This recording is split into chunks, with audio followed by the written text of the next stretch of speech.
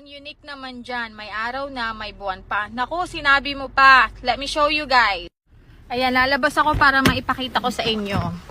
Nag-stop over ako para lang maipakita ko So, ayan yung aming araw. Ayan, sunset na ngayon guys. It is 9 o'clock ng gabi dito, pero maliwanag pa. Ayan yung frozen dagat namin. Kung nakikita nyo, dun kami sa pinaka dun sa gitna nagka-crabbing. But anyway, ayan yung aming araw. Sunset yan, 9 PM ng gabi. And then, eto yung buwan. Andun. Nakita nyo yan? Bilog na bilog yung buwan. I-zoom in ko. Ayan.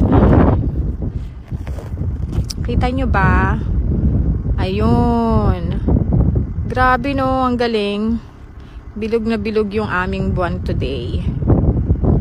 Ayan. Tapos, dun tayo sa araw. Sunset.